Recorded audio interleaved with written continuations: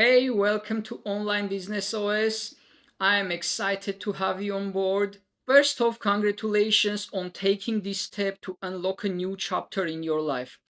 There has truly never been a better time to start an online business. In this program, I will guide you every step of the way, providing a clear, actionable system for building and scaling a profitable online business. Something I wish I had back in 2010 when I was starting my business. My goal is to lay a solid foundation and equip you with a proven framework so you can move forward and execute with clarity and confidence. In today's world, so many people want to find financial success. They try almost anything to achieve it, except working for it. Building something worthwhile requires commitment and effort. And I am not promising instant results or overnight success. But I do promise that if you follow this program, apply the teachings, and adapt them to your unique circumstances, you will be in the right position to build something successful and rewarding. Each module comes with quiz to make your learning more effective and fun. Take your time with each lesson to absorb and apply what you learn. Rewatch as much as you need to. So, grab your pen and paper, turn off any distractions, and let's get started. We are starting our program, and the first module that we're gonna study is the customer. When you are starting a business, first thing that you have to think about is whom you are going to serve. Whether you want to start a SaaS business, provide productized services, run a web agency, sell digital products, or anything in between, there is one essential ingredient: a paying customer. Yes, the customer comes first, even before any idea or dreams about building something, just because you want it or like it. Look how Jeff Bezos emphasizes the customer first approach at Amazon. Leaders start with the customer and work backwards. Customer obsession is the number one principle at Amazon leadership. Many founders approach business the wrong way. Don't just focus on your own desires. Adopt a customer first approach. To build a successful business, you need someone to sell to.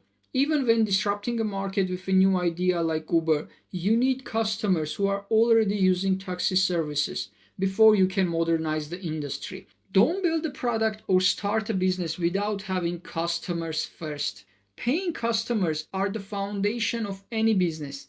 If you don't have a paying customer, you don't have a business. To build a successful business, you have to answer these four questions. First of all, who is your dream client? Identify their demographics, psychographics, pain points, and desires to tailor your product or service to meet their specific needs. Where can you find them online? Identify platforms where your ideal customers spend their time. This can be social media, blogs, forums, newsletters, or podcasts, whatever. You just have to know where they spend their time. Then, how can you attract them? Use content, giveaways, and lead magnets to provide something valuable for free or low cost to attract your dream client from those platforms to your website, to your resources. And what solution will you provide to them? Don't view your business just as a product or service, but as a solution addressing your ideal customers' pain points or desires. Now we're gonna focus on understanding your dream client. So, who is your dream client? To create a successful business, you must know your dream client. A customer avatar is a detailed profile of this client, helping you tailor your product or service to address their specific problems or desires. Successful business enters the customer's mind and discovers what the individual really cares about and what do they search for online. Ask these questions to visualize your dream client. What do they look like? Their demographics. What are their pains? What are their challenges? What are their goals? What are their values? What are they passionate about? Now let's go through Customer Avatar worksheet to create and visualize your ideal customer profile. Start your customer avatar with your product or service name, and then let's go to demographics. In this example, we're gonna study a customer avatar created for the Online Business OS, but you have to study and create your own customer avatar for your product and service. Let's name our customer avatar to give it more human touch and feel. In our case, it's Sarah, 32 years old, female. She's married. She has two kids, 5-year-old and 2-year-old. She lives in Orlando, Florida. Her motto, her quote for life: it always seems impossible until it's done. You can do it. She works in logistics. She is a manager. Her annual income is 84,000. She is a college graduate. She loves traveling and hiking. If you have some other information about your customer avatar, fill it here. Like in our case, she loves writing and has written several articles for the company website. Now let's go through goals and values. You have to know the primary goal and a desire of your customer avatar. So, Sarah wants to escape the 9 to 5 grind and achieve financial freedom. She wants more control over her life and the ability to work on her own terms and prioritize her family. Her goal is to build a sustainable online business to replace her day job. Values. What makes this customer a dream client for you? This shall be a client that you enjoy working with, not the type of client that soaks life out of you. In our case, Sarah craves the freedom and control of being her own boss. She is open minded and enjoys learning new skills and expanding her knowledge base. You can add some other characteristics, like in our case, her commitment to learn and grow and her professionalism. Now let's see the sources of information that Sarah is getting. You have to know where your ideal customer gets their information, what content they are consuming. You have to know what books they read, what podcast your ideal customer listen to, what blogs and websites they are reading, what newsletters they read, maybe what conferences they attend, what influencers, what online gurus they listen to, some other information that you can find out, and what other product and service do they currently use. You have to know as much information as possible for your ideal customer. The challenges and pain points. Yeah, in our example, Sarah lacks guidance on where to start and what to do. She spent months on idea research, website design, and logo, and eventually got stuck. Pain points. She feels frustrated in her current job, lacking control over her time, feels overwhelmed by different information streams, and fears to take the leap to start her own online business. Possible objections. You have to know the possible objections that your customer may come up with in order to address them in your marketing and sales efforts. In this case, while wanting to escape the traditional job, Sarah values the financial security and wants a sustainable business model. The limited amount of time she can allocate to build a business on a side. So these are the possible objections that you have to address to convert your prospect into customer. Role in the purchase process. This is useful when you are selling to B2B segment. In our case, Sarah is the decision maker. She buys Online Business OS to get clarity, step-by-step guidance from idea to scaling an online business. Now look, there are different market segments, and when you are just starting, you have to focus on one market segment and nail down and succeed in that segment for the next couple of months.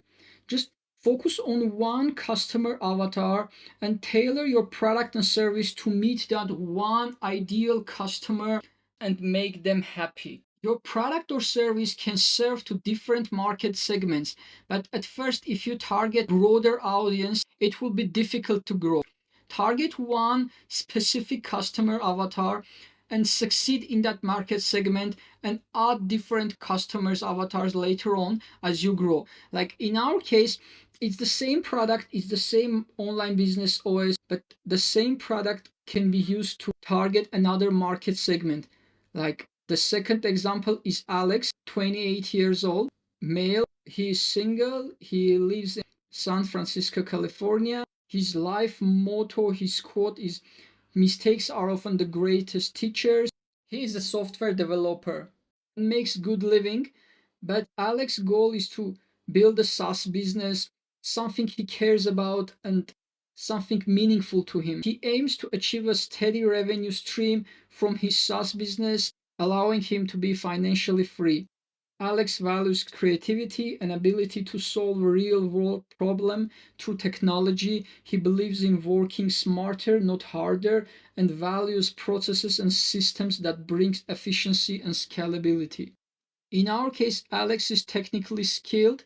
He has years of experience in software development, but struggles with the business aspect of running a SaaS startup, like marketing and sales and customer retention. Pain points: he is concerned that the market is saturated with similar products and that his SaaS won't be able to stand out in a market. The possible objections that he may come with is that hesitation to invest time and money into his SaaS idea. He's worrying that it may not succeed and generate enough revenue. Also, it can be time constraints as he is working full time.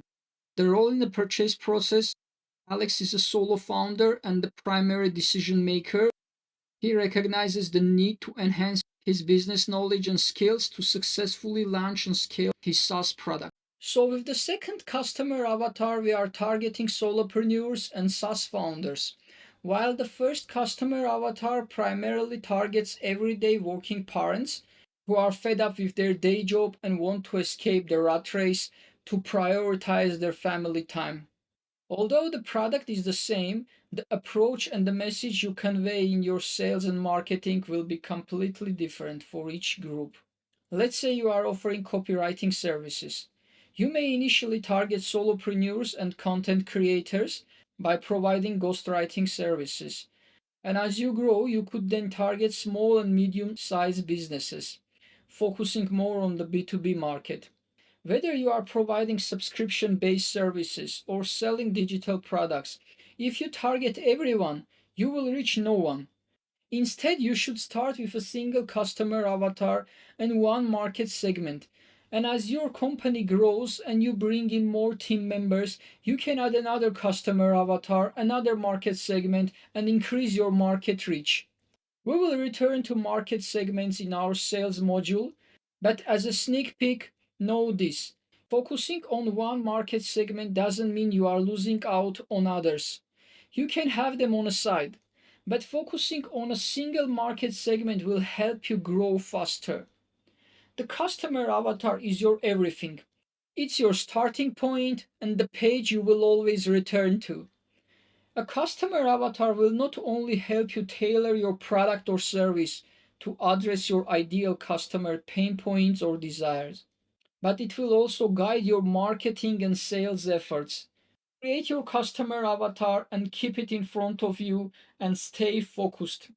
The success flywheel. Every profitable business is driven by these four wheels. It's you, the leader steering the business; product, the solution you provide; intent to pay, the customer wanted enough to pay for it; and customer is your dream client. Why understanding the success flywheel is so essential? Because you are the leader of the business. Without you, there is nothing. Product. Without a product, there is nothing to sell. Without paying customers, there is no profit. And without customers, there is no business. The first two parts of this system are your responsibilities. But if you focus solely on perfecting them, you may end up with a visually appealing facade, but you won't have a fully functioning vehicle. Many business founders get stuck at the product stage, endlessly fine-tuning their product like a Swiss Army knife, without ever speaking to any customers or testing the demand. And when they finally release the product after months of refinement, guess what?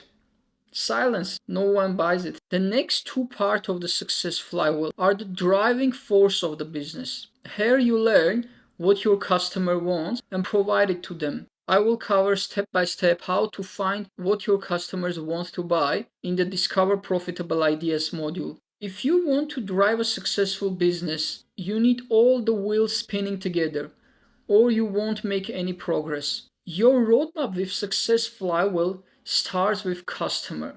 It's not starting from you, it starts from customer. You attract your dream client. You learn what they want. You provide what they want. And you drive it all forward. It's not the opposite. It doesn't start from you, what you want or like, but it starts with customer. Please pay careful attention.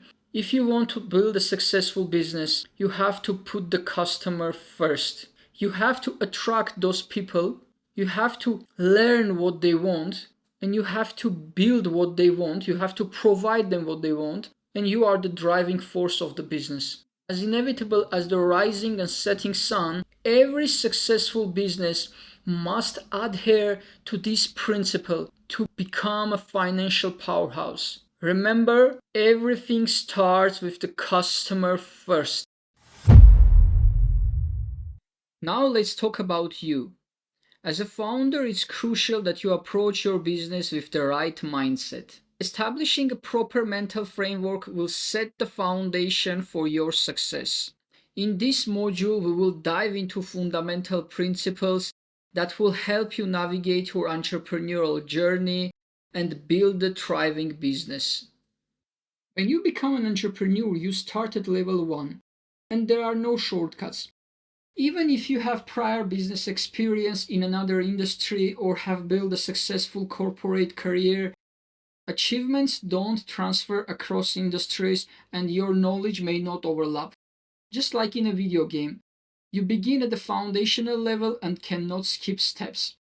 Move through levels one at a time to build a solid foundation of skills and knowledge. Know your why. Money is the outcome, the result of what you do.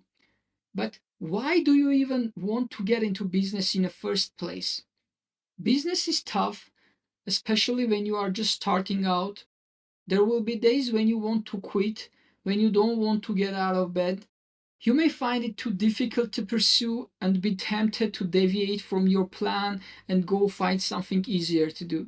This is where your why comes in, your motivation for being in business. If it's weak, you will give up. If your why isn't keeping you up at nights and pushing you go the extra mile, you won't succeed. When your why is strong, the how becomes easy. Everyone's why is different. You may want to close your student loan, pay off your mortgage, or leave a day job you hate. And it's not only about you. Think about the people who rely on you. Perhaps you want to help your parents retire, support family member, or some other cause. The point is, your why must be strong enough to help you get through the tough times. For me, it's about the security and freedom of my family. I believe in freedom, freedom of choice, movement, and time. I love my family and I want to spend my time with them rather than commuting to work and doing something I don't care about.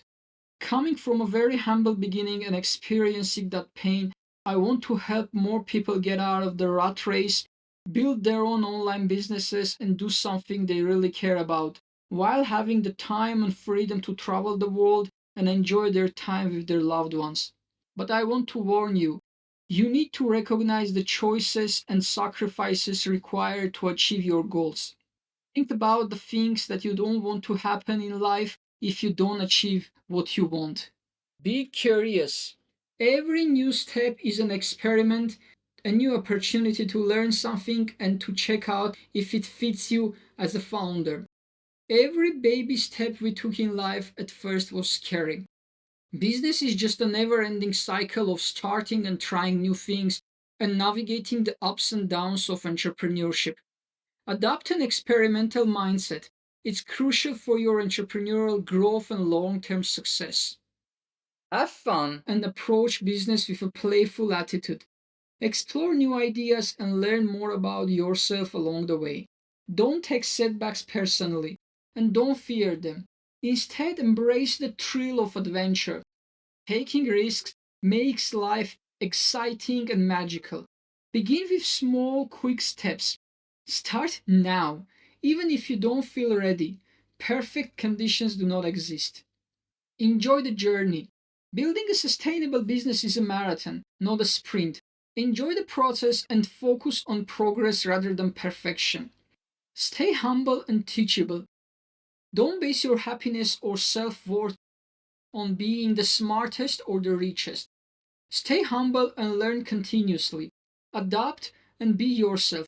Never compare yourself to anyone else. Focus on becoming your better version and making small progress every day.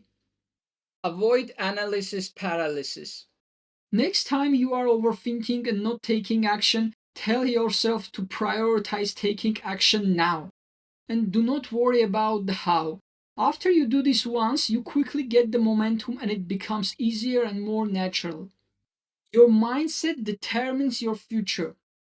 Find your genius and use your unfair advantage.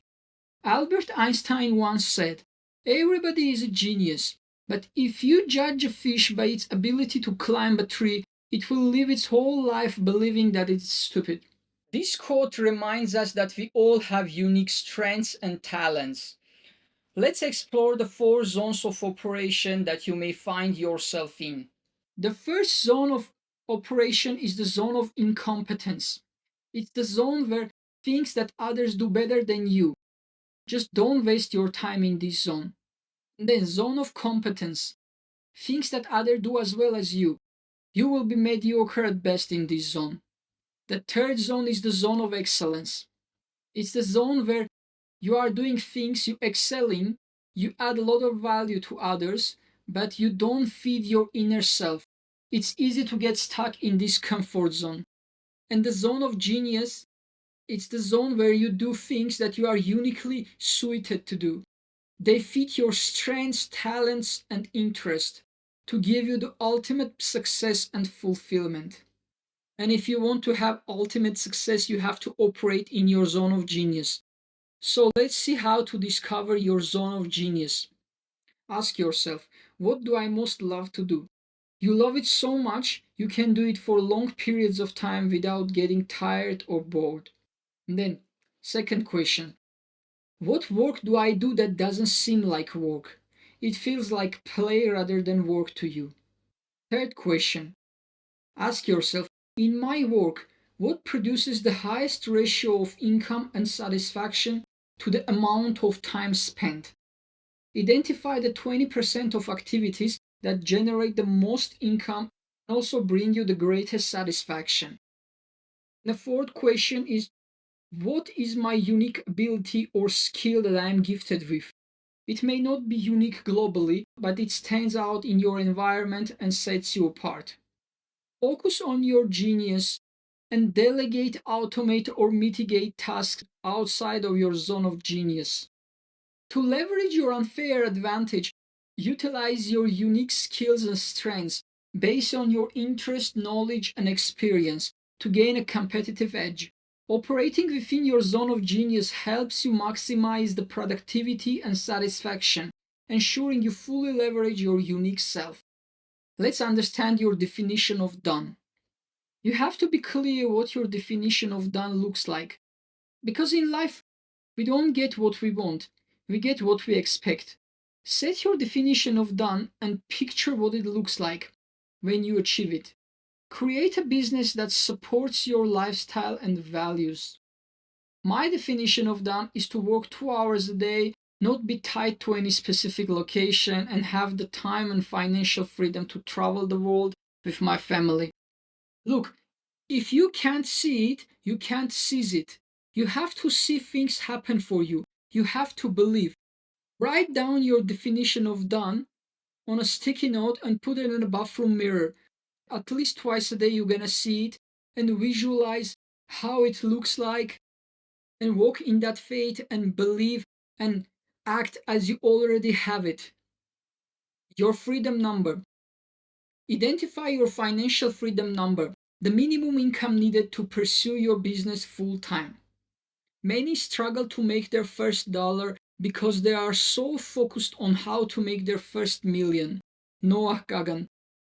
So for everyone, their freedom number will be different.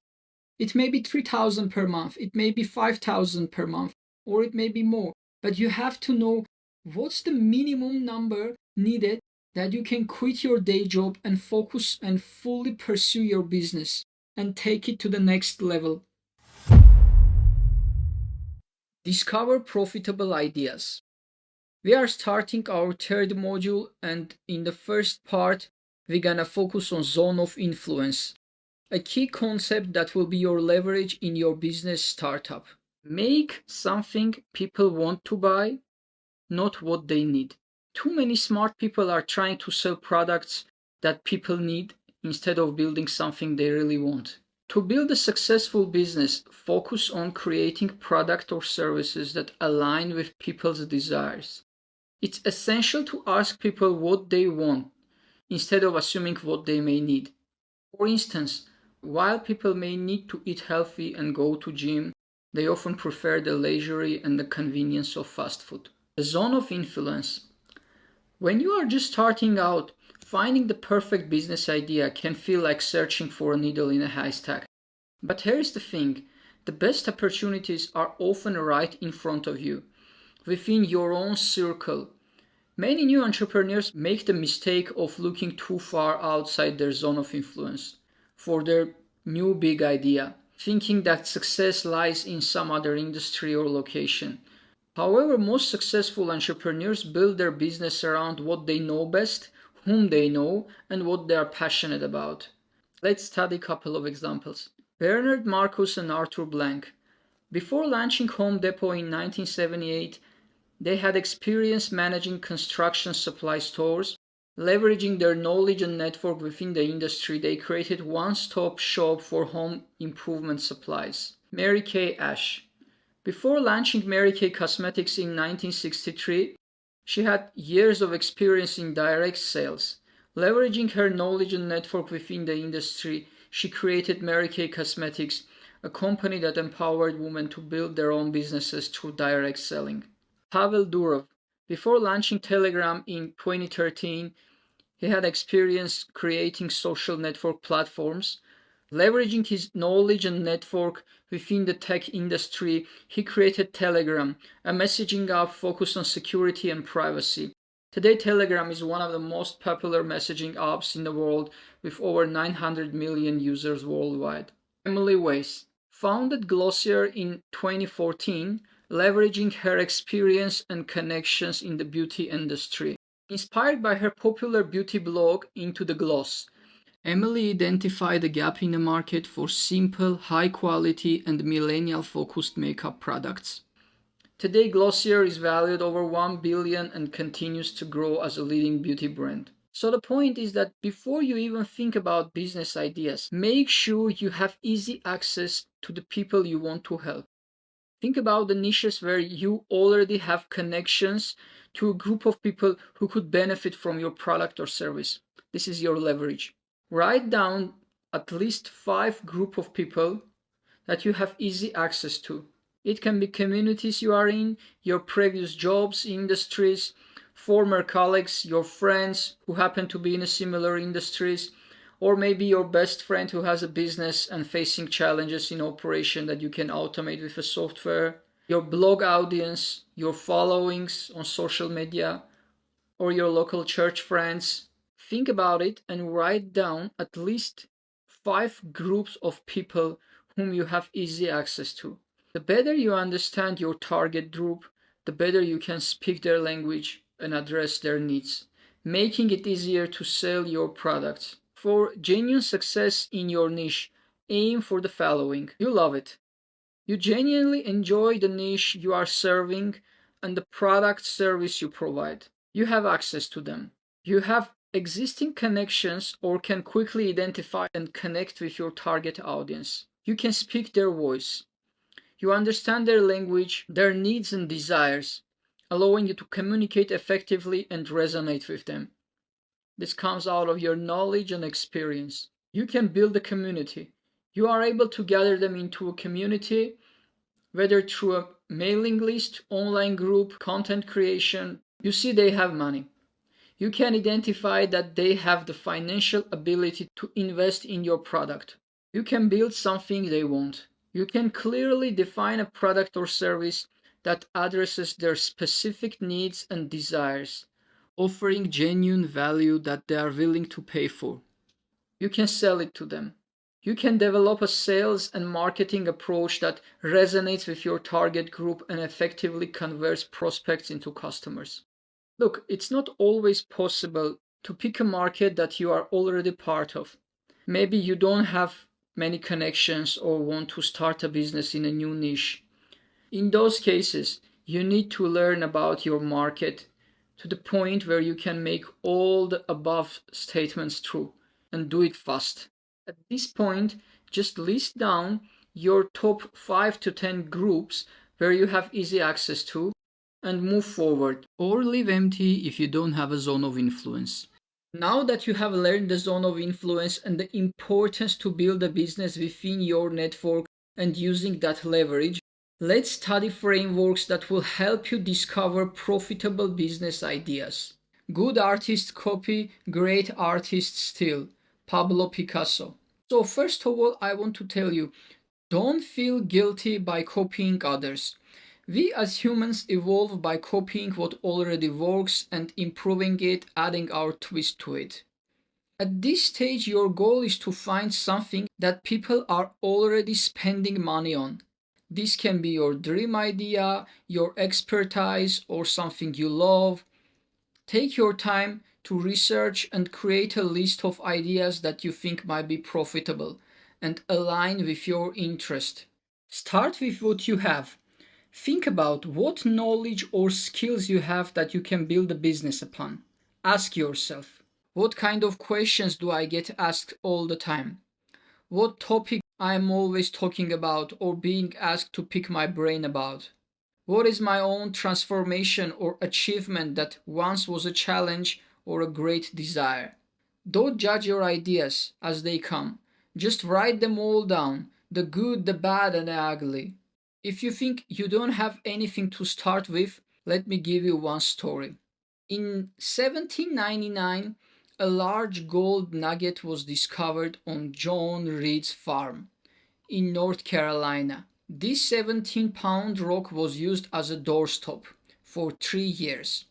It wasn't until 1802 that a jeweler identified the rock as a large gold nugget. Long story short, John then established a gold mine on his farm, marking the beginning of the gold rush in the United States. Look, something neglected for 3 years turned out to be a life-changing asset for John Reed's family. So look around, think about what do you have. You may think I don't have any special knowledge or skills to build a business upon. But in my experience, this is often not true. Most of the time, it's just overlooked. It may be something so natural to you that you don't think it's a business opportunity. Now let's explore strategies to speed up the idea research process. First, scratch your own itch. Look for frustrations in your day-to-day life. Pay attention to all improvement suggestions you give others. Or just thought how cool it would be if someone did that, or have something you were thinking about. Anything done more than once has the potential for a product or service to improve the process. Solve your own problem. If you are willing to pay for that, chances are others gonna pay too. Let's see some examples. Dog Vacay. This pet-sitting platform arose in 2009 when Philip McKinney needed someone to watch his dog while he traveled. Unable to find a reliable solution, he saw a business opportunity and co-founded Dog Vacay, connecting pet owners with loving pet sitters. Frustration fueled innovation for Ellen Cohen and Eddie Tatarko, the couple behind the hose. Frustrated by the difficulty of communicating their vision for their home renovations and finding the right professionals for their projects, they decided to create their own solution, an online platform that connects homeowners with design professionals and home improvement products. So look around for something that's missing in your own life and supply that need, no matter how specific to you it seems. A need that's narrowed but genuine is a better starting point than one that's broad but hypothetical. So even if the problem is simply that you can't find a reliable app to track your daily habits, if you can think of a way to fix that by writing a software, you are onto something. Because a lot of other people have the same problem too. Love problems, step in a game of problem seeking. Your frustrations and frustrations of others are your business opportunities. The second method, fill the market gap. Search on platforms like Trustpilot, Reddit, Quora for products you are interested in. Ask family, friends, and colleagues about things they wish had been done better, maybe a missing feature, maybe something they found too expensive or couldn't find at all, or a product they like but feel the quality or service is lacking. Observe your workplace for tasks that could be done more efficiently. By actively listening, observing, and asking insightful questions within your network, you can gain valuable insights into people's problems and desires and fill that market gap. Innovate old processes. Look for old school businesses stuck in the past with clunky, outdated processes that drive customers crazy. These industries often serve communities that are overlooked and represent untapped potential for innovative solutions. Let me give you one story about innovating old processes that I love. It's about Melanie, 19-year-old girl from Australia who loved graphic design. While studying at University of Western Australia, 19-year-old Melanie noticed a common struggle among students learning graphic design.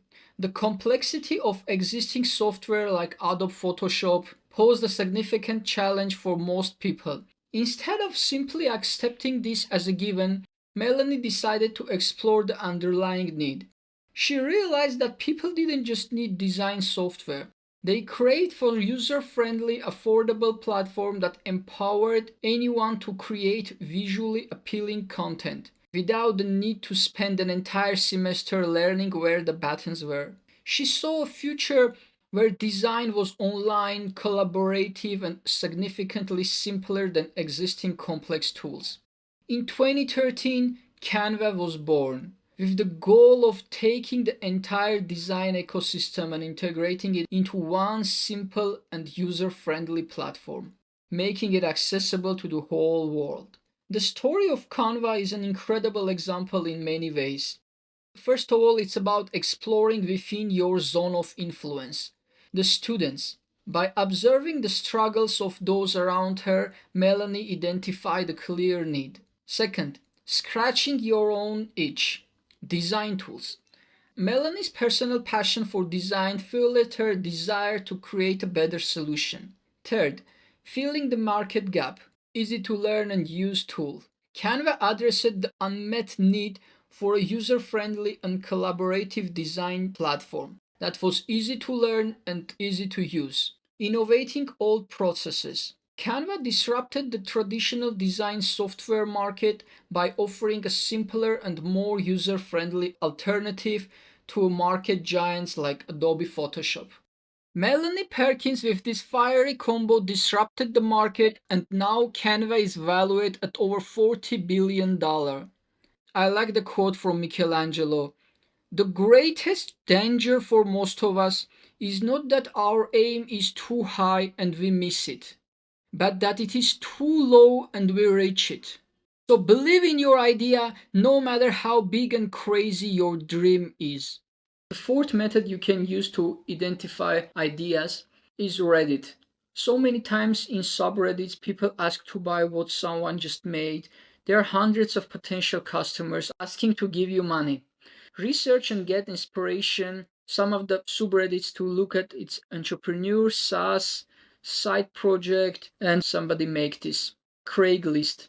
Look for frequent requests for particular services. Try searching for certain keywords like marketing, computers, health, and keep track of the total number of results displayed. Evaluate the most popular keywords and see if you can create a product or service around those requests. These listings are from people actively searching for someone to give their money to. Business marketplaces. The sure way to find a business idea is to copy already successful businesses. Research Asker.com and Flippa.com to find profitable businesses. Now let me show you how you can do it. Go to Flippa.com and create a user account. It's pretty straightforward. After you have created a user account, select Browse and select Website. After that, scroll down and in the left side, let's filter our listings. First, check Revenue Generating and then select the business asset type you want. Select all the business types you are interested in. Website types, except physical products. We exclude physical services. Here, monthly profit. Put a minimum monthly profit, let's say $5,000, so that Flippa will show you only businesses that are making 5,000 and more monthly profit. The rest just leave default. And here, status open. Now we can search business listings that are on sale, and we can get some ideas that we can build and start our business in a similar niche. Currently in Flippa, most of the listings are confidential, so you have to sign the NDA to see those listings, or you can get a premium subscription to see the listings without NDA. But that's not necessary, and you can get the ideas just by reading and understanding the niches that these businesses operate in and learning about their business structure and their financials. Let's see a couple of examples. Well-planned journey. Profitable national park travel blog with strong SEO. Basically, it's a keyword blogging business. They are making monthly over 13K, and the asking price is about $400,000. You can list down and read about their business model, about the business itself, and all other information. Another business, here we can see that digital marketing company is listed for sale. Their monthly profit is about $17,000 with 53% profit margin, and the asking price is $853,000. So if you have idea about starting digital marketing company, this can inspire you and prove that it's a profitable business idea and your idea is worth pursuing. Another business for sale is training platform for personalized training and diet plans. This website is currently making about $9,000 with 60% profit margin, which is not bad actually. If you want to sell training programs and nutrition plans, this can be your inspiration, and you can start your own training program and provide your own diet and nutrition plans and build your business in health and wellness industry. Another business idea is typingtestpro.com. It's a SaaS platform for recruiters to assess typing skill. The platform is doing over $7,000 a month in profit with 89% profit margin, and the asking price is $500,000. So you have even their website, you can go and check all the details. So this can be an inspiration for you to go and build your SaaS idea in a similar niche. Another way to search business ideas on Flippa is when you select your filters in this left bar, at the very bottom, instead of open, select recently sold. This will show you what kind of businesses people are buying, and maybe you will get some ideas, some inspiration that you can start your business and build a business in a similar niche. Get overall understanding about the business, the niche they operate in. It's not necessary to buy a premium subscription or sign these NDAs all the time to see the business information. All you need just the overall concept of the business. So take your time to research and write down all the ideas that you find interesting. Another business marketplace to research and get ideas is askher.com. Actually, I like askher.com more than Flippa because it provides more data, more details, not only about financials, but also about competitors and the technical side of the business. Register for askher.com, it's free, you can get a free account, and then go to listings, select the business that you want. In my case, for example, it's a SaaS and a content business types. I don't want e-commerce. If you want, you can select the e-commerce as well. And then when you come to the filter, select more, scroll down to this TTM gross revenue. Basically, it's the past 12 consecutive months gross revenue. Select it somewhere above 80,000. You can select based on your preferences. There is no special rule for this. And for the rest, just keep default and apply. And you will get all the listings that currently available on asker.com. So here are some examples, like someone is selling content startup, high domain authority directory platform for brands, apps, tools, and agencies in e-commerce. Asking price is 400K. Total net profit for the last month is 13K, which is not bad. In the last 12 months, they made 165K with the profit 143K. That's very good. Basically, they have 85% profit margin. So what's the benefit of this asker.com? Most of the time they don't show you the domain name of the business they are selling, but you can scroll down and see the competitors. Like in our case, it's this business. Competitors is this one. Let's see what it is.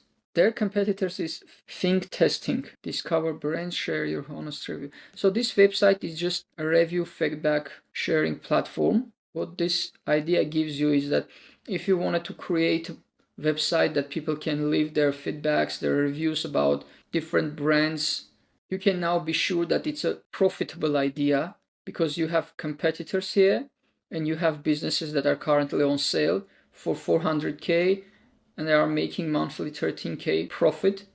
Some other example, bootstrapped video file hosting platform. The asking price is 3.6 million. Last 12 months they did 1.7 million revenue with 1.2 million profit. The last month profit is 85K.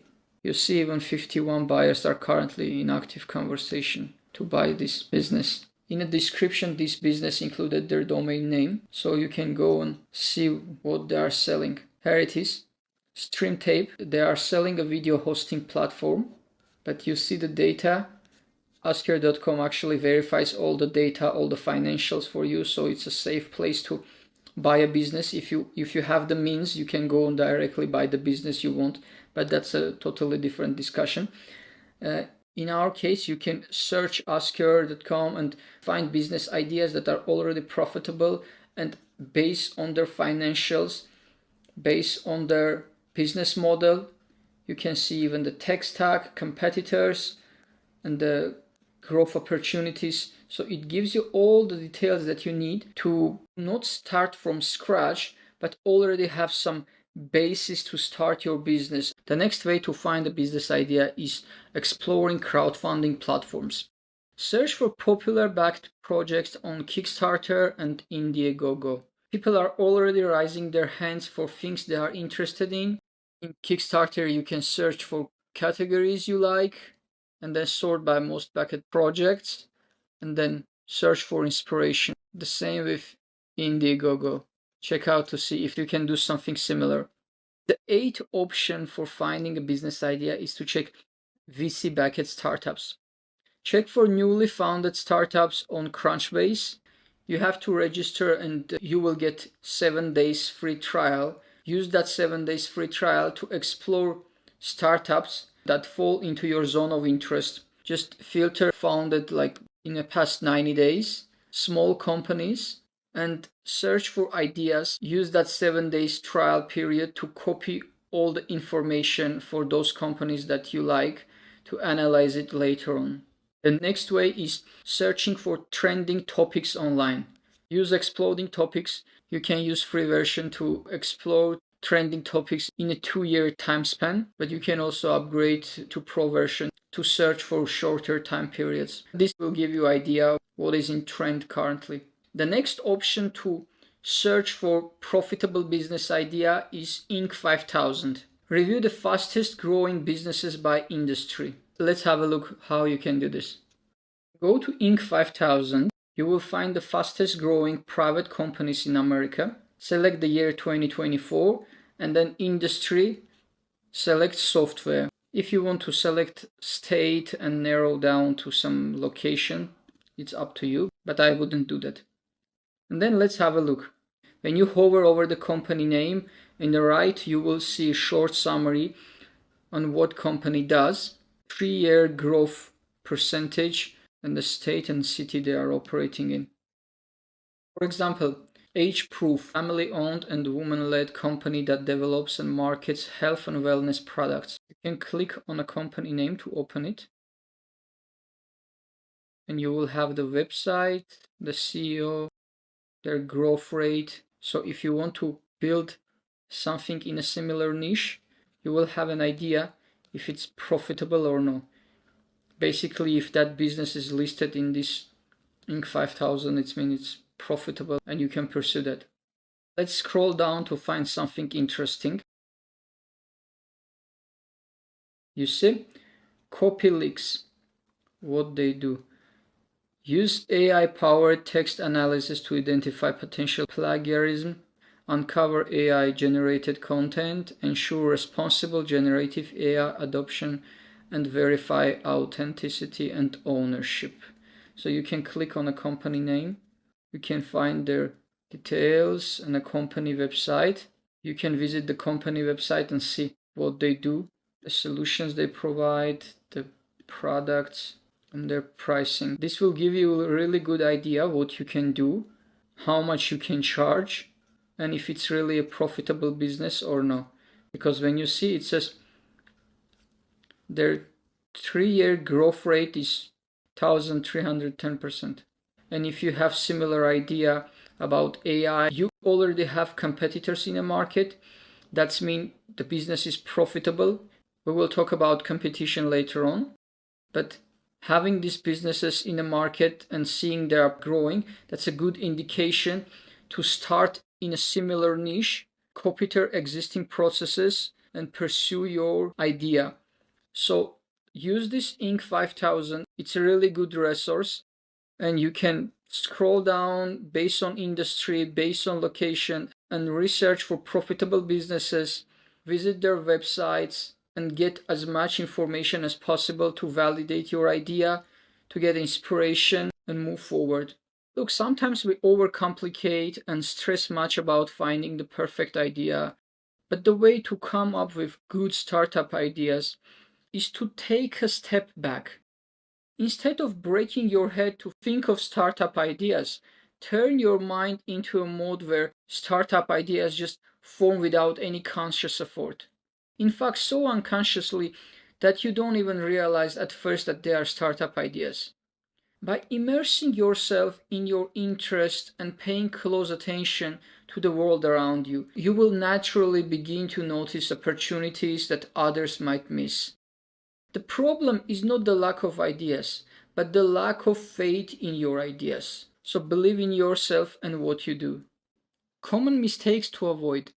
Building a business that does not solve a real market problem or fulfill a desire. Let's look at Quibi example. Quibi was a short-form video streaming service that failed to gain traction. Despite a whopping $2 billion investment, it did not address a clear market need. They never ran a public beta and just assumed that people would pay $8 a month to watch short drama series on their mobile devices. Creating a solution and then looking for a problem. You remember, right? Customer first. Let's look at Color example. Color raised $41 million for its photo sharing application before even launching that allowed users to share photos based on geographic location. The concept was not well understood and there was no clear demand for this service, leading to its rapid failure. Not researching who has done similar things in the past. Especially for complex projects, learning from their mistakes is crucial. Example, Pets.com. Pets.com was an online pet supply retailer that went bankrupt within 2 years. The company raised $82 million in IPO February 2000, but filed for bankruptcy 9 months later. They did not adequately consider the e-commerce business model and unsustainable logistic cost. Getting discouraged because someone else is working on a similar idea. Competition only proves that market is profitable. Just focus on your unique approach and execute fast. Being afraid to share your idea with others. Share with a select group of early adopters to get feedback. And don't worry, execution is what separates winners from wanters. Thinking short term for quick back. Can you picture yourself doing it for the next 10 years? You might sell your business after 2-3 years, but this question helps you Be anti-fragile. If you can't picture yourself doing it for 10 years, chances are you will quit during tough times. So how to understand if it's a great startup idea or not?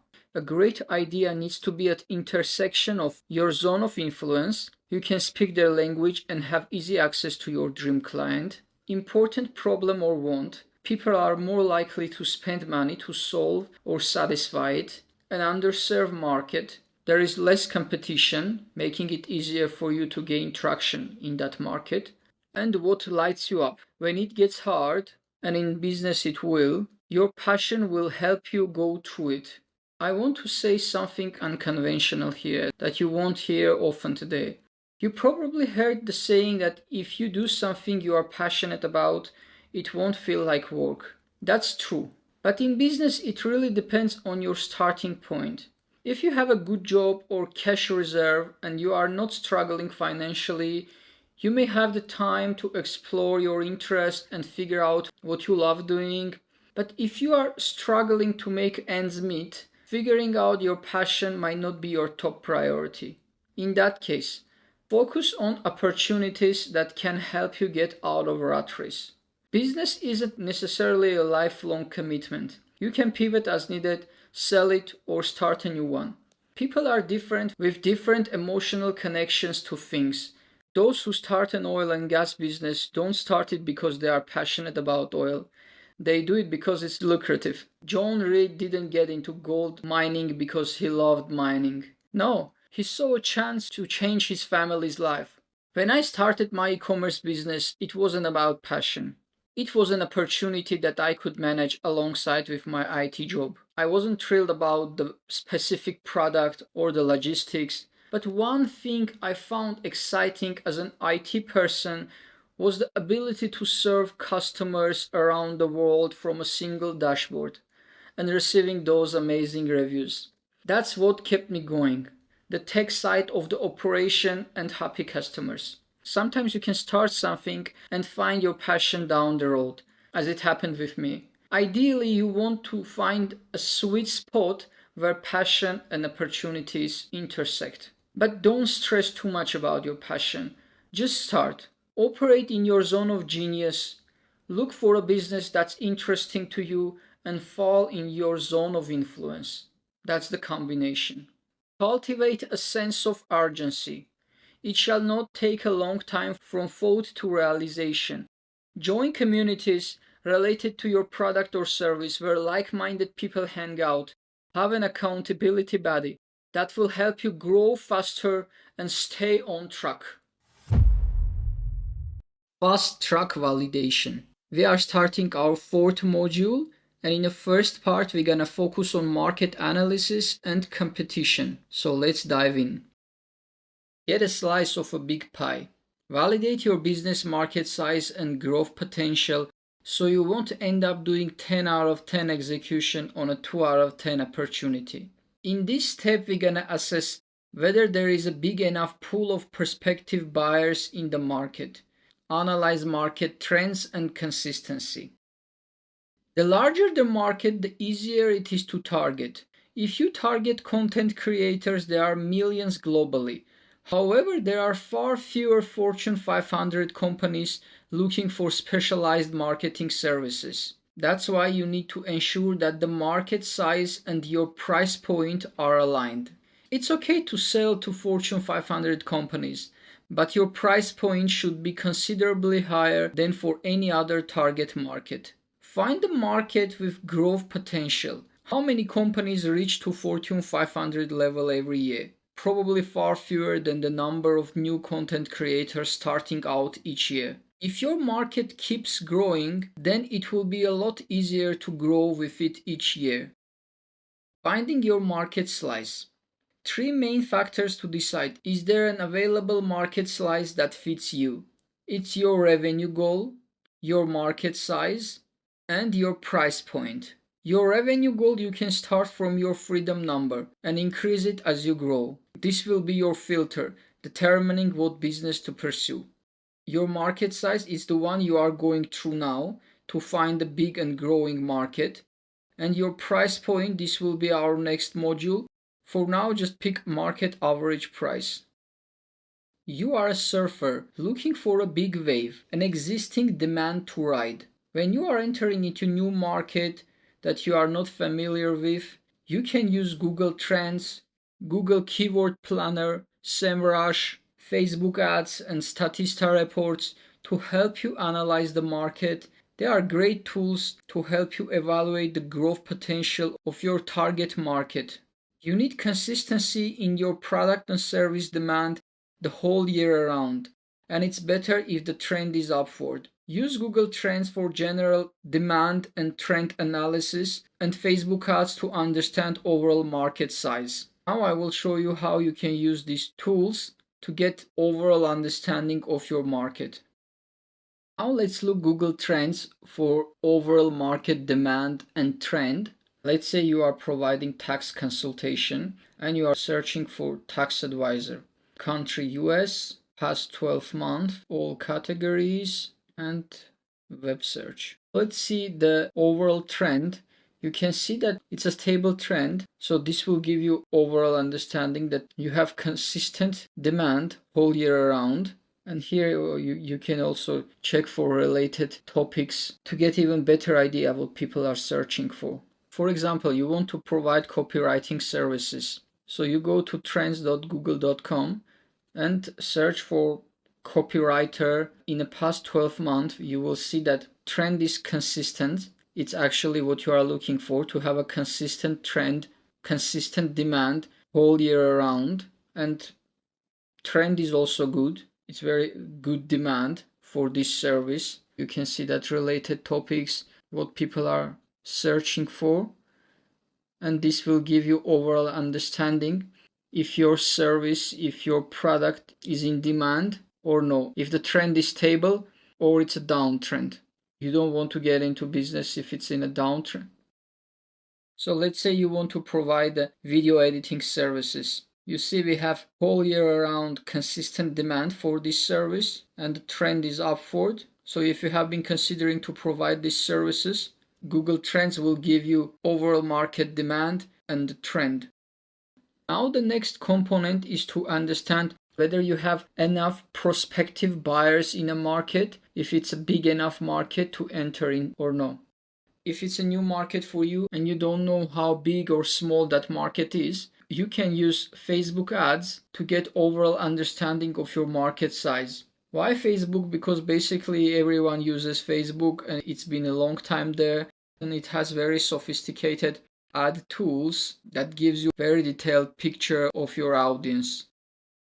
So the first thing you do, you Google Meta Ads, log in with your Facebook account, and if you don't have Ads Manager account, just create one. Select the industry. I selected professional services. Select whatever you like and then hit create. Facebook will suggest you an objective to choose from. You can keep it default, just leads, and then click next. It will then ask you to choose a campaign setup. Just use the recommended settings and click continue. After you have created your Facebook ad, you will land on this page using Facebook recommended settings. Here is your ad set name, your website. Because we are not launching any ad campaign, you don't have to provide any website or payment information. Just create a new ad set with default options that Facebook is suggesting, and then scroll down. All that you need is audience control. Here you select your location. You can select a specific city. So let's say you want to provide your services in New York. You select your location. Here you don't have to change anything unless it's required, like age in our case 18 to 65 plus, all genders. And then what we really need is detailed targeting. Here, let's say on our example, you want to provide tax preparation, tax consulting services. Let me delete this one to create from scratch. In detailed targeting, you write tax and select interest. You see here interest, tax preparation interest. Basically, Facebook is telling us that in New York and in surrounding areas, we have over 180,000 people that been interested in tax preparation in the last 30 days.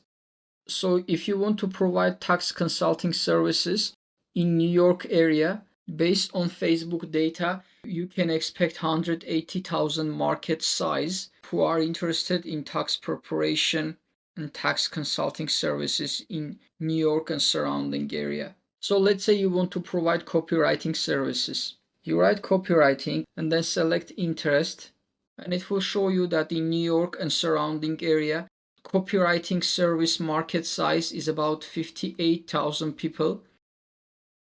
So use these tools to analyze your product or service demand and trends, and also your estimated market size. Trend is your friend. Timing is crucial in business. It's easier to ride the wave of a rising trend than to swim against the tide. Think about the AI boom. Tech-savvy founders creating wrappers on top of ChatGPT and sell them at high margins, even though it's essentially the same AI under the hood. So ensure that your chosen business market is doing well before jumping in. Competition. What an awesome thing it is. You may think I'm crazy, but competition is actually a fantastic thing. And here is why. It helps you with validation. Competition indicates that customer pain points and desires have already been validated, and there is a market willing to pay for what you offer. Niche opportunities. As the market gets bigger, the leaders become irrelevant for specific niches. This is your golden ticket to enter and dominate smaller, specialized markets. Learn from past. You can learn from the pioneers in the business and use their experience to avoid pitfalls. Innovation and growth. Competition forces you to be creative and grow. It keeps you in shape and prevents stagnation. Price point research.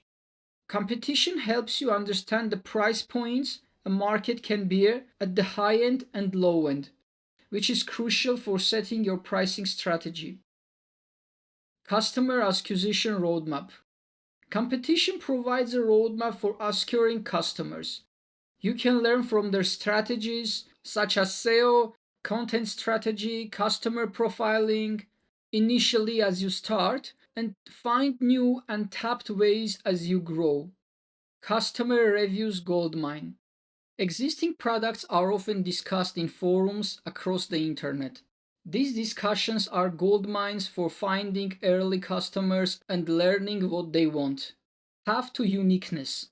Observing competitors' unique selling points helps you map out what not to follow and focus on finding your unique market segment.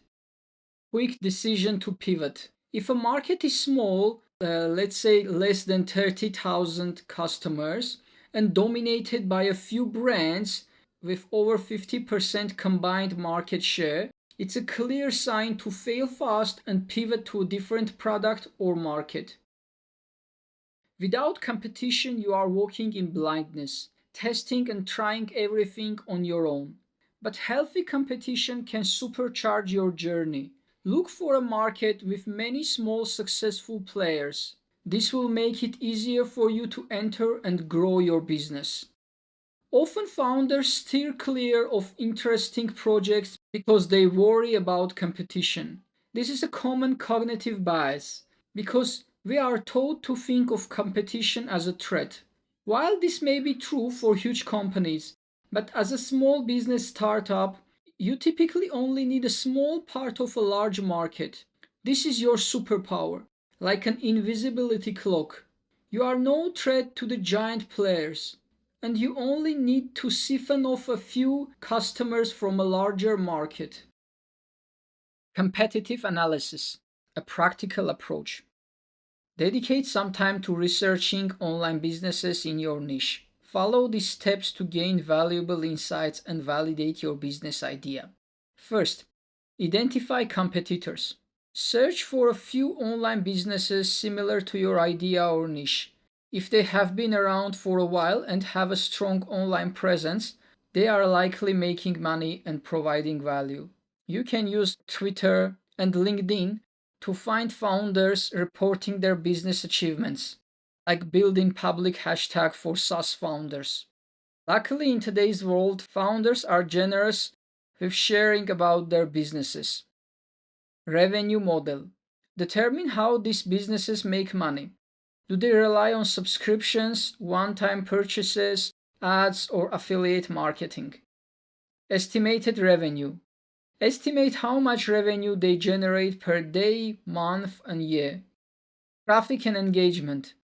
Use tools like SimilarWeb and Ahrefs to estimate their website statistics. How much traffic do they get per day, month, and year? Check their social media engagement as well. Operational costs.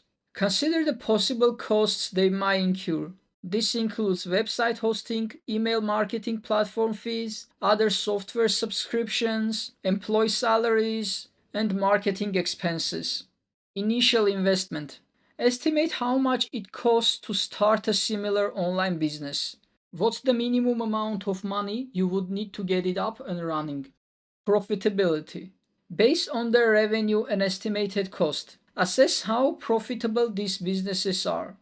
After you have done your due diligence, answer the following two questions. How would you run the online business more efficiently if you were the owner? Think about automation, better tools, or improved processes. Second, how would you create more revenue or reduce costs? Could you offer additional services, improve customer retention, or find cheaper marketing channels? By practicing this mindset, you will uncover an infinite number of opportunities. You will start to understand which online businesses are good, simple to understand, easy to operate, profitable, and sustainable, and which are bad, low margin, high turnover, complex to manage, and lots of dependencies. This will guide you on where to spend your time and which opportunities to pursue, saving you a lot of time and headache down the road. Now you are learning about competition, which is a great way to validate your business ideas. Later on in sales module, we will talk about how to stand out in competition. So keep going. Execution feasibility. After analyzing market data and studying your competitors, you can make a better judgment to evaluate the execution feasibility of your business idea. Ask yourself, do you have the resources, expertise, and tech skills to execute the business idea? Are there any foreseeable challenges that could hinder the implementation of your product or service launch? Identify potential obstacles and plan how to overcome them. This might involve learning particular skills, finding a technical co-founder to help you build your SaaS, saving more money to set up your agency and hire people, or realizing that your idea is too costly and seeking initial VC funding. And something to note, don't quit your job until your business consistently generates your monthly freedom number. You shall never quit your job just because you have an exceptional idea to start a business. No matter how good your idea is or how prepared you feel, if you don't have a pile of cash and are willing to burn it before you see any results from your business, strongly recommend keeping your job until your business consistently generates your monthly freedom number. Even if you are sick of your job and want to quit, build your business alongside your day job and wait until it brings in at least 60% of your monthly income before going all in. Part 2. Validate idea, ask for a sale. By now you have analyzed the market and competition, successfully verifying that your idea has potential. Feels good, right? Well, now it's time to verify whether people will actually spend money on your product or service. In other words, is it truly commercially viable? It's deadly to build a business without first verifying if there are paying customers. This is a crucial step many overlook. Now let's explore two approaches to starting a business. Fast track validation versus slow track validation. In the fast track validation, you find your dream client, you ask if they are interested in your offer, You sell them the promise and you mock up the product. While in slow track validation, you get the idea, you start building the product, you pivot product because no one wanted, and then you market the product. So let's start with the slow track validation. Most people dream about or plan their ideas to death without ever speaking to customers. They spend months in product development to soon figure out that it's not a good product market fit, or they have targeted an audience where they are not able to attract customers. They pivot and spend a good amount of time adapting their product to the real market needs, or worse, creating things from scratch. Now, after a long while, they finally have a product that people might be interested in, and they start marketing it. Having no audience or email waitlist, they rely on ads, burning a ton of cash to get their product or service across. That's really slow track validation. Many people focus on the wrong things when it comes to starting a business. Here is the way most people would do it. Spend hours at home thinking about the company name. Break their head over the company slogan. Pay $100 for logo design. Buy the domain name for the slick website they are going to build. Set up an LLC. Binge watch YouTube videos about business, funnels, and marketing. Consider buying a niche blueprint course for $1,500 and quickly realize everything is too complicated and time consuming. Look into hiring a website designer for $1,000 or more for their high-end website. Get caught up in technical details like which email marketing platform and CRM is the best for their business, and eventually give up. Does that sound familiar? That's the founder first approach. Now let's see the fast track validation. Look at this snail in turbo mode. First ask yourself, what is the actual problem I'm solving? With that in mind, focus on the foundation of the business, the customer. In fast track validation, we use the customer first approach instead of the founder first. You remember we talked about the zone of influence, the importance of building a business where you have easy access to people whom you can sell to. Go check out your group list from last module. Having similar products in the market and competition is not enough.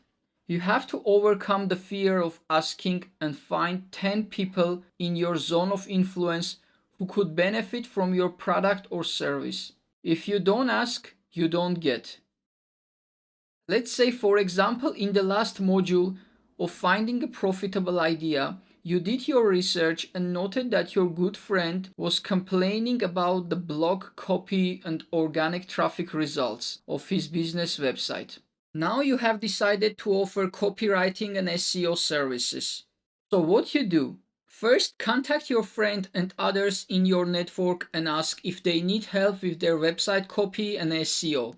Discover that some of them in fact struggling with creating engaging blog content. Ask if they would be willing to pay for your monthly blog writing service and get at least 3 paying customers.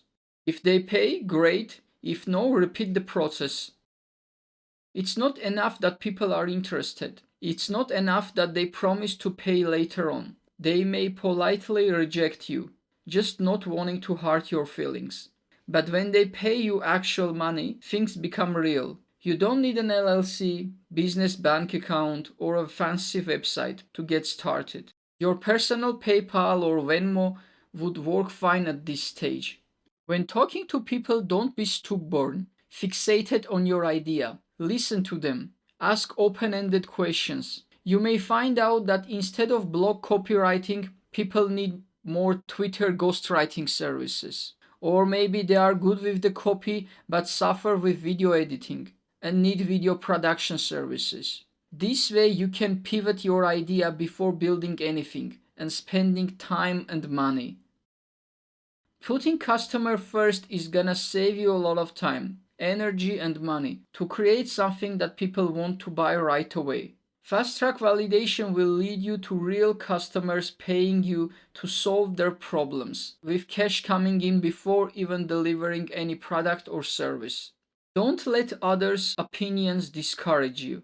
Always test things out. Never take your assumptions as fact and answer from customers. Get out of your way and rely on customer inputs, asking if they will pay for your solution. Validation is a conversation, not a sales pitch. Just talk to people and learn their problems and desires to see if your product or service can help them and if they actually will pay you. 3 ways to fast track validation. First, direct pre-selling. Call, text, or meet with potential customers from your zone of influence. Ask your social media followers. Pre-sell your idea to a small group of early adopters before you have built a product and spent money to validate that there is a market that will pay. Repeat the process fast and cheaply until one idea hits. Second, communities. Join communities on Facebook, LinkedIn, Reddit, or Twitter and provide value. Help people answer their questions for 2 weeks and then ask them what they think about your idea. The ones who show interest, ask them to sign up for a waiting list or even pre-order. Third way, landing pages and ads. This method takes some time and money. Build a simple and quick landing page and run ads. You can also call DM on social media and email people to see if they are interested in your offer, to join the waitlist and get notified when it's live. I will leave below this module some cold outreach scripts that you can use in your campaigns to reach out to people and introduce your offer. Now the last step of our fast track validation is creating a product mockup. You might be familiar with the concept of minimum viable product, or MVP. If you are not, let me give you a brief context. Instead of trying to develop something perfect and then unveiling it to the public, you create the simplest possible version of what you are offering and start selling it right away. That way, instead of endlessly refining something in a vacuum, you use feedback from actual customers to incrementally develop an offering people absolutely want to buy in the real world. MVP is an important concept, but many people use it wrong. When they get an idea, they immediately start building the product. Even though it's a minimum version, it still takes time and effort when you are not sure if people will buy it or no. They miss something crucial, leaving the customer out of equation. Who are you actually going to sell your minimum viable product to? And what if they don't want the minimum? What if they are willing to try something only from a full-fledged company with a name brand? Good luck iterating your MVP. Imagine Steve Jobs revealing the minimum viable version of the iPhone. What do you think? People would be interested in just another phone that makes calls? They already had a BlackBerry, but they were willing to try a phone with a full-fledged functionality. To recap, in slow track validation, people get so fixated on what they want to make, whether it's the final product or MVP, that they lose sight of the customer who wants it. It's a founder-first mentality, in which entrepreneurs focus on their own desires instead of customer first. In fast-track validation, you are going to focus on the conversation with the customers, a dynamic back and forth that will help you iterate your product in terms of what the customer wants to pay for before you make or spend a thing. Now that you have fast-track validated your idea based on customers' input and have pre-orders and people on your email wait list, you can create your minimum viable product or service. In this module, we will explore strategies to help you set prices that will reflect the value you provide, attract the right customer, and ultimately make money. I like the quote from Warren Buffett: "Price is what you pay, value is what you get." Many business founders stumble when it comes to pricing their products or services. Pricing isn't just about covering costs, it's about understanding the value you offer and effectively bringing that value to your customers. If you charge too low, you won't make any money and can't invest in your business future growth. Or if you charge too high, You may not get enough volume and stay stagnant. Your price shouldn't be based on your underlying cost, but on the value you provide and the problem you solve.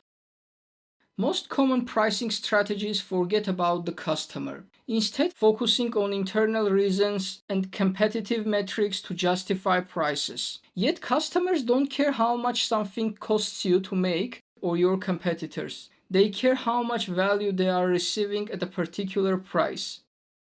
Remember we spoke about great startup idea, about solving important problems and wants. The higher the pain, the more money people will be willing to spend.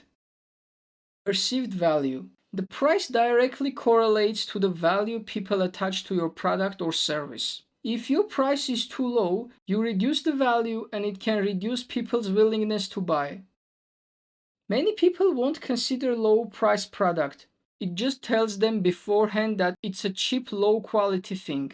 If I offered you 2 vacation packages to visit Dubai, one for $2,000 and the other for $10,000, which would you choose? Of course the $10,000 package, because in your mind you expect something better for that price. Back then when I was running my e-commerce bag store, a friend of mine was selling top-notch women's wool coats in his store. Reviews above 4.5 stars, business was going well. Towards the end of the season, with a small inventory left, he wanted to clear out the stock with a 50% off marketing campaign. Seems like a no-brainer, right? But within just 2 weeks, instead of happy customers, his reviews were flooded with negative reviews. What went wrong? The same premium coats and packaging, yet a different outcome. People complain about everything, from colors to quality. It boiled down to one thing: the customers. Instead of the usual happy shoppers, he had a bunch of bargain hunters, seeking cheap deals, having a propensity to nitpick and complain about everything. In contrast, the premium buyers who had purchased at a full price were happy with the product. The moral of the story is that pricing isn't just about numbers. It's a form of marketing on its own. The price you set sends a powerful message and attracts a specific types of customers. In people's mind, price equals value. By setting your prices strategically, you can filter out price-sensitive customers who always demand more for less return. Price points. You must align your offering with the purchasing power of your audience. For instance, selling an $8,000 a month video editing subscription package to solopreneurs earning $2,000 a month simply won't work. I will give you several examples for different price points for one-off and recurring sales models. Let's start with one-off sales. Remember, it's an art, not a science. Let's see how different pricing points gonna affect sales numbers and the effort you put in. Here we have examples for your product and service for $7, $19, $47, $147, and $447. Let's say you are just starting and your goal is to make $1,000 a month. You have sales quantity per month on the left, and below you have your monthly goals. So to make $1,000 a month with $7 product, you have to make 143 sales. But at the same time, to make $1,000 a month with $47 product, you just have to make 21 sales. It's way easier, right? Now on the right side, your monthly goal is to make a $5,000 per month to ditch your day job. Here you will see that if your product is just $7, you have to make 714 sales each month to meet your monthly goal. It sounds a lot of sales, right? But at the same time, if your product or service is $447, you have to make just 11 sales per month. In this example, selling a $7 template or some digital product to make $5,000 per month simply not going to work. It will be too much headache for you. So you have to price your product or service strategically.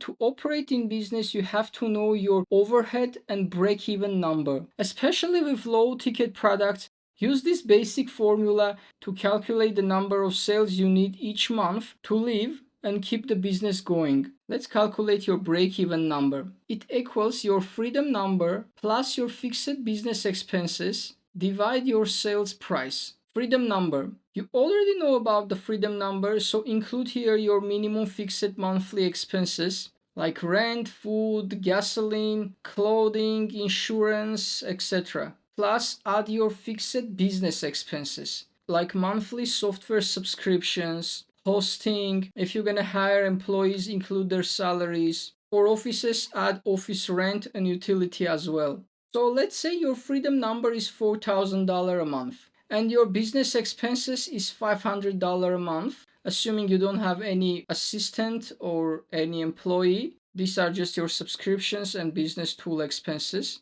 And let's say your product price is $147. Based on these numbers, your break-even number is 31. You have to ask your 31 new customers each month to live and operate the business. If your business gonna have variable cost, meaning that when sales volume increase, the production cost gonna increase too.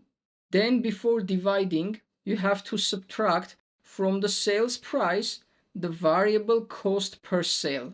Variable cost per unit is the things directly involved in producing your product or service, such as software subscription, hosting, email marketing platform fees, or let's say project-based outsourced work payments. Now, based on this formula, you can use your numbers and make your own calculation to understand how many sales you're gonna make each month to live and operate the business. Now crossing your break-even number is good, but you want to scale your business, right? To start making good monthly income. So let's consider another example where you want to make $20,000 a month or maybe 100K a month. In this example, let's say you sell product or providing service for $19, $47, $147, $447, and $997. Let's consider each example. Here you see sales number per month, and below you see your monthly goal. So to make 20K per month with $19 product, you have to make 1,053 sales every month. With $47 product, you have to make 426 sales. With $147 product, you have to make 136 sales. With $447 product, you have to make 45 sales, and for $997 product or service, you have to make just 20 sales. So you see, if your product is $19 and you want to make a 20K per month, you have to make over 1,000 sales per month. But at the same time, if you sell your product or service for $997, you just have to make 20 sales per month. You see how different price points affects the number of sales you're gonna make every month. Now let's say you want to make 100K a month. With $19 product, you have to make 5,263 sales a month.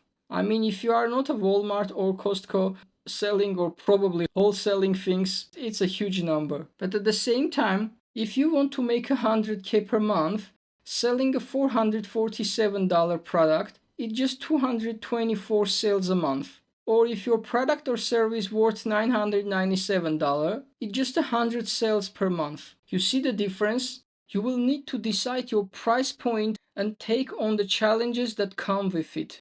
Every price point requires its own approach and difficulty level to hit your goals.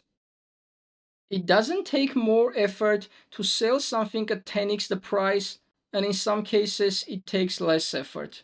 When using a low-ticket one-off sales approach, you should be aware of the time and effort required to scale that business. I am not saying you should avoid this strategy. Sometimes entering a new market with a low price strategy can help test the waters or attract a large number of customers. You can then add follow-up or upselling offers down the road to make a profit. Now let's take a look to another approach, a recurring sales model. The lifeblood of your business is repeat customer. These days, virtually anything can be purchased through a subscription. Not just software, from Spotify and Netflix to everyday consumables like groceries, and cosmetics. Think about Amazon Fresh and Ipsy. Even the old car industry is starting to charge monthly for additional features. So why can't you? It can be a content, membership, SaaS, or productized services. Let's see some numbers. Now in the recurring sales model, our goal is to hit a 20K a month within 1 year.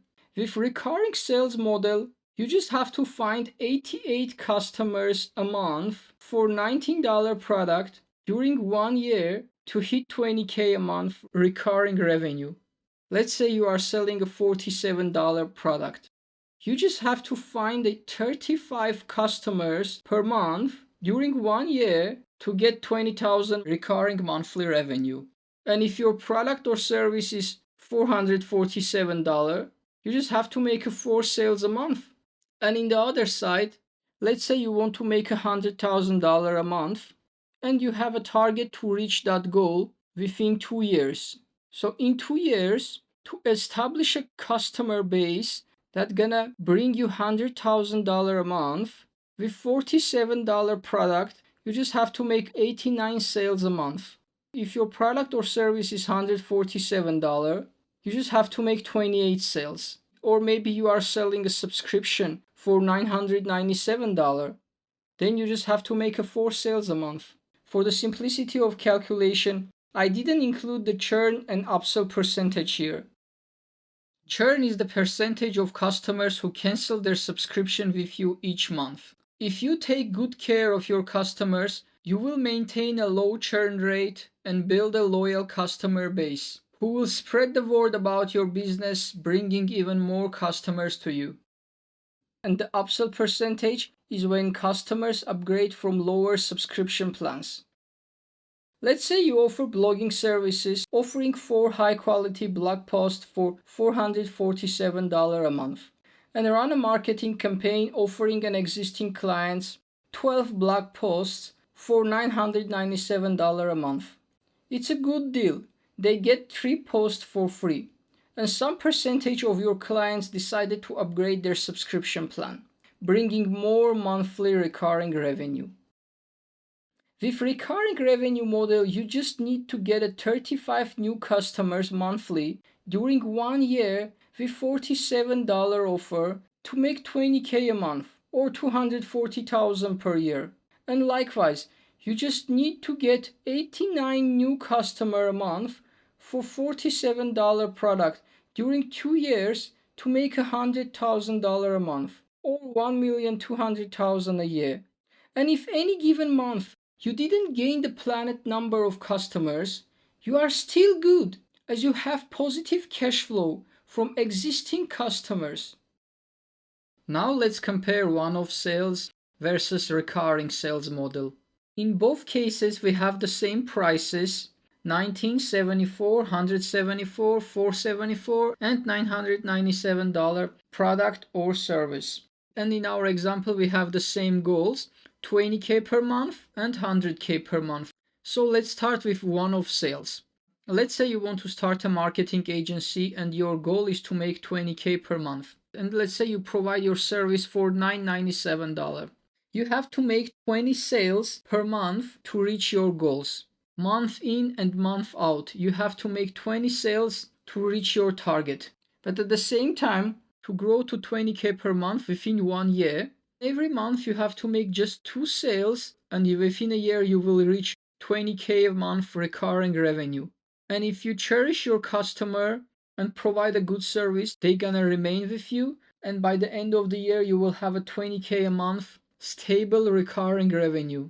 And you don't have to worry where to find customer next month, how you're gonna pay your bills, what happened if you didn't get those 20 customers, how you're gonna pay salary, etc. I'm not even saying about $19 products, because if you want to make 20K a month with $19 product, you have to make over 1,000 sales per month, which is not realistic in the long term. Let's say you are selling a software and want to make 100K a month. With one-off sales, if your product is $147, you have to make 680 sales a month to make 100,000 that month. So you are under pressure to make 680 sales a month to reach your goals each and every month. Even if your product is $1,000, you have to make 100 sales a month to reach your 100K. But at the same time, with recurring sales model, you can price your software $47 a month. Maybe your software targets small business owners, and in order to reach 100K, you can plan accordingly. Within a 2 year, every month, getting just 89 customers, gradually you can reach to 100K a month recurring revenue. And if you have higher product or service plans, let's say $147 a month, you just need 28 customers. And keep doing the same work and keep getting those 28 customers every month. And very quickly you will find out that you reached your 100K a month recurring revenue. Recurring revenue is the superpower that helps you grow faster without the stress that comes with one-off sales.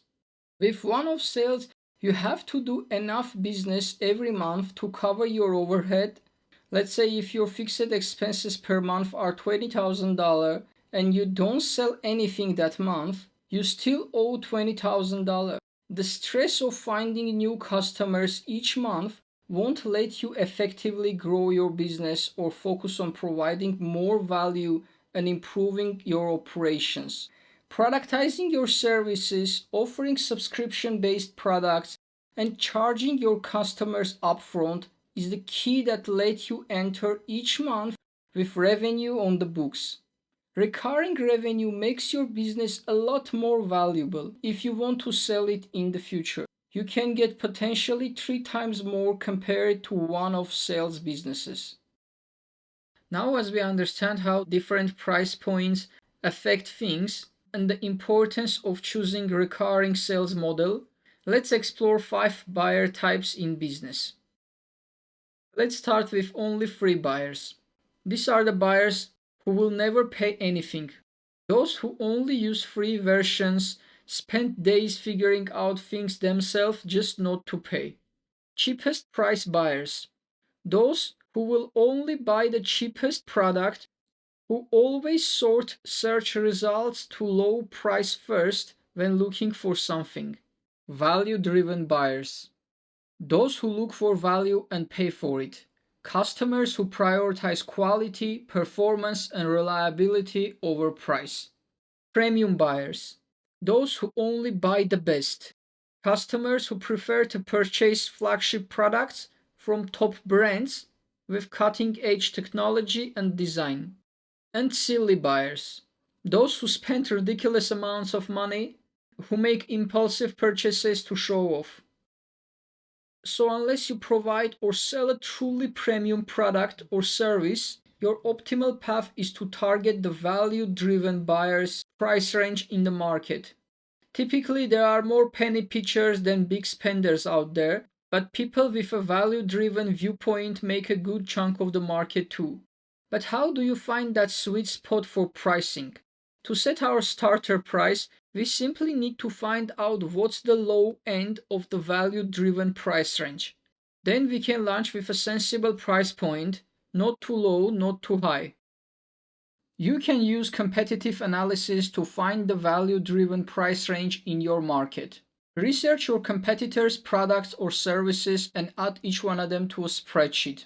Arrange them based on price. Take your best guess at what level buyer type price zones begin and end for each buyer type, based on different features and pricing plans available in the market. You are looking to uncover the lowest price point that value-driven buyers will pay, the lowest price point that feels right to you, your break-even number, your target top-end price, which you can charge over time. As your positioning gets better in the market, you can charge even more. Not charging enough. Not knowing who you are helping, what problem you are solving, and how quickly you deliver results will prevent you from charging what your product is actually worth. When you price too low, not only do you fail to make good money, but you also decrease your motivation to produce a high-quality product. Additionally, if your prices only cover expenses, you won't have the budget to invest in future growth. If you charge $100 for a service and can't afford to improve its quality, everyone will be frustrated. However, if a customer pays $1,000, they are usually more patient and less worried about technical problems because they know the value they receive is higher than the price they paid. In this case, you earn enough to provide high quality service and excellent customer support if any issue arises. And always include a contingency percentage in your final price. Many businesses boast about high revenues but remain broke because their expenses consume all their earnings. That's why profit is the most important metric you should measure in business. Key points to remember. Pick a price range that fits your goals. Target customers in the actual value range from low to high in your market. Launch with a price that is on the low end of the market value range. Over time, iterate your price point up and see where the conversions stop happening. As you iterate, regularly check in with new customers and make sure they feel the product value equation. Know something. If you are the best, no one expects you to be the cheapest. If you are the cheapest, no one would believe you are the best. All price resistance is in the mind of seller, not the buyer. Now let's study pricing strategies that you see in everyday life but probably didn't pay attention or don't think it's important. But you will learn the importance of setting right prices in a right order that will help you boost your sales and be more appealing to your customers. Charm pricing. Go to any shop and you will see prices ending with 7 or 9 everywhere. Does it really work? Surely all intelligent people understand that 39 and 40 are basically the same. But it's a tactic you will see today everywhere. Are people genuinely influenced by a 99 price point versus paying $100? As it turns out, yes, they are. In his book Priceless, William Pounston dissects 8 different studies on the use of charm prices and finds that on average they increased sales by 24% versus their nearby rounded price points. In one of the experiments done by University of Chicago and MIT, a mail order catalog was printed in 3 different versions. One woman's clothing item tested was sold for $39. In experimental versions of the catalog, the company offered the same item for $34 and $44. Each catalog was sent to an identically sized sample. And it turns out there were more sales at the charm price of $39 than at either of the other prices, including the cheapest $34. The $39 price tag had both greater sales volume and greater profit per sale. Anchoring. Relativity concept. It's all about the contrast. In pricing, nothing is cheap or expensive by itself, but compared to something. A $60 dinner doesn't sound so bad when anchored next to a $300 dinner. At Ralph Lauren, that $17,000 bag makes a $98 t-shirt look cheap. In 1990s, when William Sonoma introduced one of the first bread-making machines, consumers didn't know how to judge its $275 price tag. The sales were stagnant. After a tepid start, the company added a fancier $429 machine that was supposed to boost sales. And it did, but not how they expected. The first $275 bread machine sold like hotcakes. In this story, the $429 bread baking machine became the anchor. It biased consumers' opinion of the $275 price tag. Sales soared because now they knew they had a good deal. Similarly, the best way to sell a $3,000 suit is to put it next to a $10,000 suit. Think about the Rolls-Royce marketing. They demonstrate their cars in air shows. Because compared to a $20 million jet, the price of a $500,000 car seems very reasonable. So whenever possible, Provide two pricing options to help people make decisions. People understand value better when they have a comparison. Single price. So what if you have just one offer? Research found that showing the old price alongside the sale price is more powerful than just using charm prices ending in 9. In this case, display the original price next to the sale price. Like in our example, we have $10.99 product with original price $19.99. This strategy enhances perceived value and encourages purchases by highlighting the discount. Decoy effect. The decoy effect describes how when we are choosing between two alternatives, the addition of a third, less attractive option, the decoy, can influence our perception of the original two choices. Dan Ariely describes this famous example in his book Predictably Irrational. He came across the following subscription offer from The Economist, the magazine.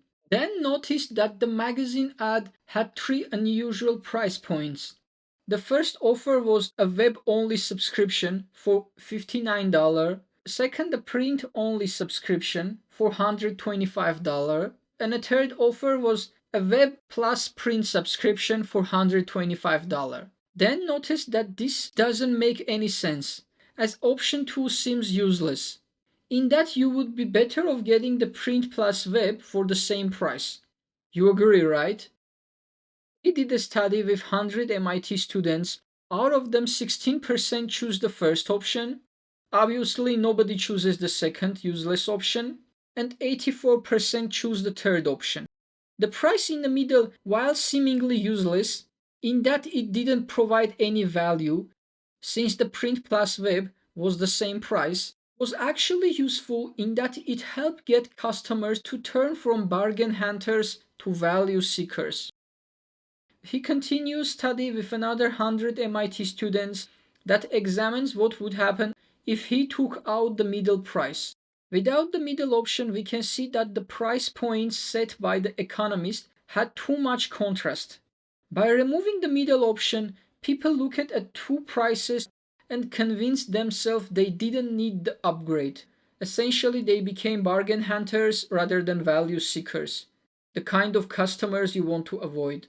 With appropriate pricing in place, you can offer customers options that fit their budget while also highlighting the benefits of your premium offer. This is a trick that coffee shops are using all the time. When you see a small cup of coffee for $2.99 and a large one for $5.99 on the menu, you might choose the small one due to a $3 difference. However, if there is a medium option for $5.49, the $5.99 large option suddenly seems like a steal. Customers perceive greater value in the large coffee for just a 50 cents difference with the medium decoy option, making them more likely to choose the large even if they originally intended to buy a small one. Whenever you want to sell a premium product or a service package in your website, you can create a third, less attractive option in the middle for comparison. This will increase the perceived value of the premium offer. Now you learned about decoy pricing. Let's talk about three price plans. The idea is that you offer three packages, and the package you really want to sell, make it the middle option. If your product is expensive, make your website also look expensive and trustworthy. People generally don't like thinking of themselves as overly cheap or extravagant, so the middle tier appears to be the wise choice. Look in our example. The second plan is for value-driven buyers. It offers good value for money, it shows that price has been reduced, or it's a sale. Also, you can highlight the middle plan with a best seller or best value mark, making it a best choice for value-driven buyers. In this case, third plan is served as a contrast to the middle one. It's an anchor with a high price tag. Make it much more expensive than the middle plan. You don't actually intend to sell it, but there is always a premium buyers in a market, so make sure you can actually deliver on it. Additionally, offering different price point options encourages customers to choose between your plans rather than deciding whether to buy your product at all. Align pricing with your overall positioning. It's an art, not a science. Adapt everything to you, your unique circumstances, and put the customer first. Hey, fellow founder, thank you for taking the time to invest in this course. I'm confident it will be a powerful asset to your growth and success. As you move forward, remember that business is an ongoing experiment, a cycle of starting, testing, learning, and adapting. Every setback is an opportunity to gain insight, iterate, and grow. It's your resilience and the reflection from these experiences that will ultimately lead you to success. There is no single path to success. It's not about having a great idea or growth hack or even an email list. It's about applying proven frameworks in a way that fits you. Maybe text is your strength and X or LinkedIn is your ideal platforms. Or maybe video is your thing and Instagram Reels works best for you.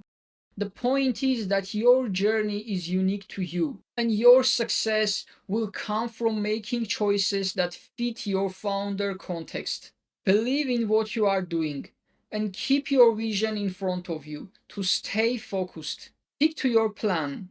If you commit to nothing, you will be distracted by everything. Once you choose your path, don't look back. Focus on your journey and don't ever compare with anyone else. Break your big goal into small, manageable tasks, set a deadline, and take action every day to gain momentum, focusing first on removing the bottleneck. Dear founder, even if circumstances seem against you, I pray that you will find the strength to overcome those challenges and build something that truly matters to you, that your life will never be the same. I'm here rooting for your success.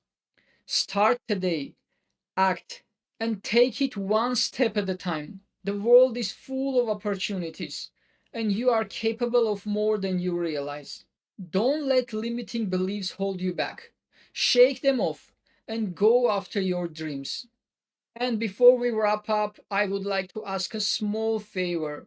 It would mean a lot to me if you could leave a testimonial about your experience with this program, the results, growth, and any insight you gain along the way. Your feedback helps me to reach and support even more founders, and your testimonial goes a long way. Just follow the link below or the form to share your story. And thank you for being part of Online Business OS. God bless you.